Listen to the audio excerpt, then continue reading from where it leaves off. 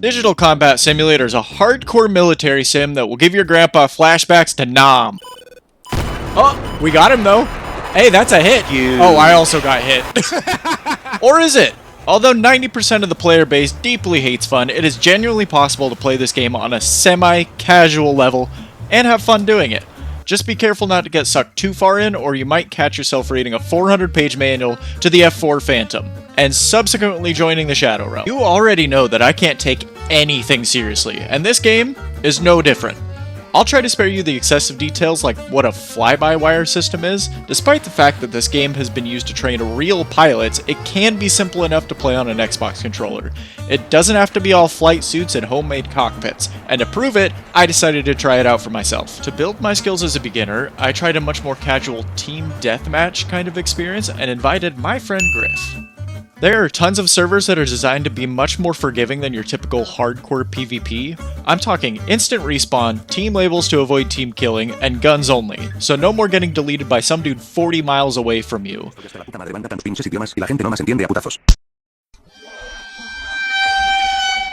Chat was determined to give helpful advice, and Griff was not excited about the lack of missiles. What, bro? Give me a missile right now! Yeah? I do unspeakable things for an AIM-9X! I'm explaining all the boring stuff now, just so you guys at least have, like, because you're not going to give me good advice. I already know that zero of what comes out of chat is going to be helpful, but I want your terrible advice to be at least contextualized. Just switch to the reserve tank. That's a great idea. You mean the ones that I jettisoned off of my plane? Killing another plane with a 20mm minigun firing 6,000 rounds per minute is quite a bit harder than I expected. Several times I thought I had a free kill getting slotted in right behind another plane only to miss every single shot and end up exchanging insurance info with the other pilot. No! How did I not hit him? Learning to manage my closure speed was a whole learning curve of its own, but eventually I got it figured out.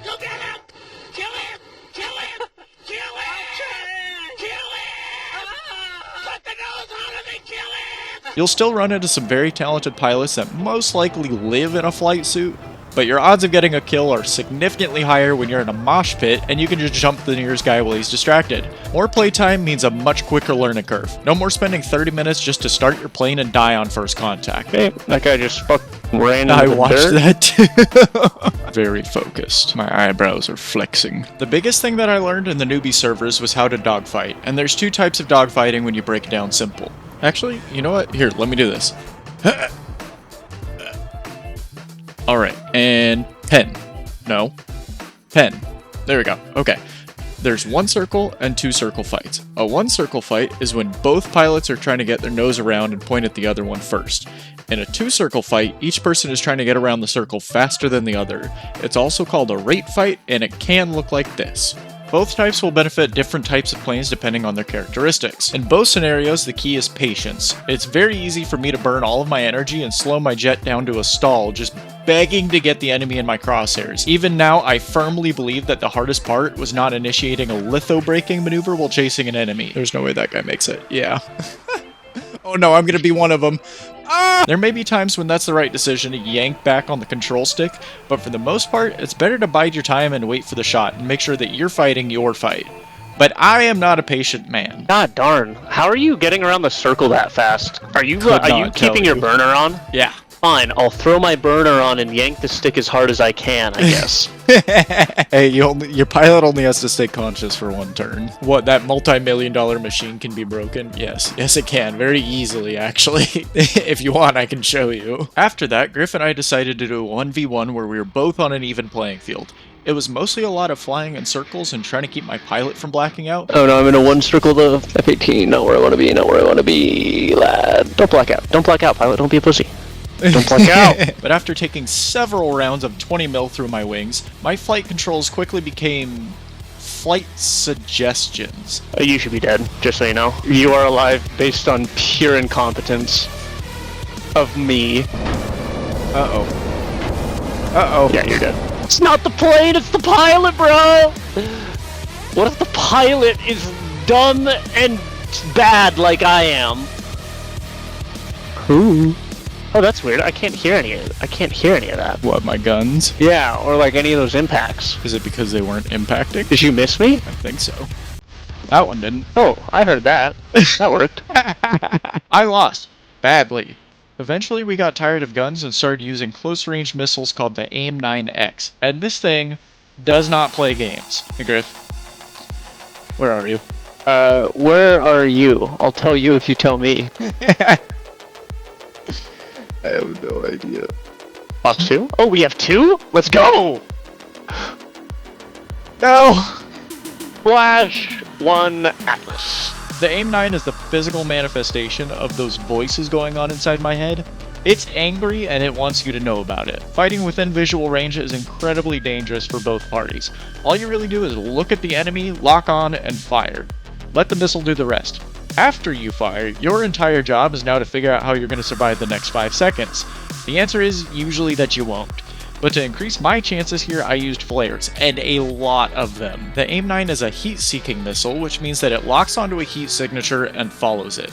If you can confuse the missile with other heat sources, it will sometimes forget that you're there. Occasionally you can even trick the missile into trying to fight the biggest flare in our solar system, which most people just call a sun, but that requires a lot of luck and or skill. The result of the AIM-9's deadliness is that we typically both died in the exchange, minus a couple times where one of us could get our nose pointed the right way first.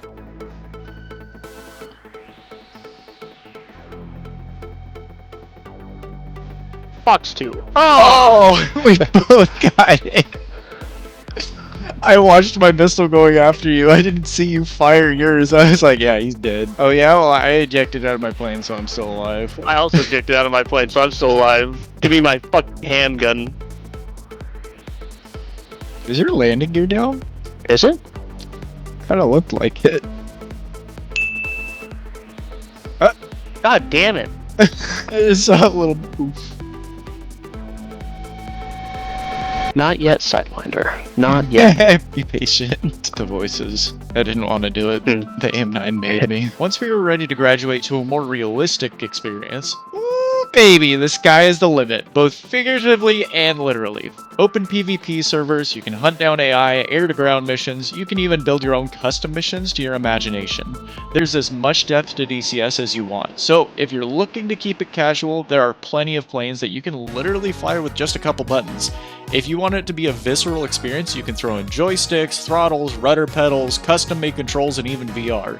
The game is whatever you want it to be, and now that we're moving on to the advanced servers, we had to learn how to use longer-range missiles. Now, there's 3 types of missiles. Fox 1 you don't really have to know unless you're flying an ancient garbage bag of a plane. Fox 2 is heat seekers that I already went over earlier, and Fox 3 is the most advanced missile system in the game, also known as an active radar missile. They have a much further range than the heat-seeking ones, and a much different use case. In the F-16, this missile is called the AIM-120C AMRAAM. The downside to these is that when used irresponsibly, they can be a major source of team killing. The missile may know where it is and isn't, but it definitely doesn't know friend from foe. When it switches to the onboard radar, it can actually change targets and go after any friendlies that are in the area. Griff and I were finally ready to try the advanced servers, but we were off to a very rough start. Between Griff getting banned for team killing and chat whispering in my ear, I was losing my mind. I am banned from that server. The fuck? Oh, you remember a while ago when we were trying to dogfight each other? Oh no! That's why it's not in our favorites list anymore, bro! I don't know, let's see if it lets me in, because I'm not banned, I loaded in. No! Yeah, it's because I fucking won the dogfight, probably, that's what that means. Every time I enter this chat, I'm hearing the most wild out of context. See, okay, hold on. I want to talk about that. Because in the video, I got like 3 comments of people saying like, it's kind of hard to follow the story because like, there's a lot of random out of context. You try putting this together into it. You try to make it somewhat like linear. It doesn't happen. I want you to know that. There's some bullshit that happens in this chat.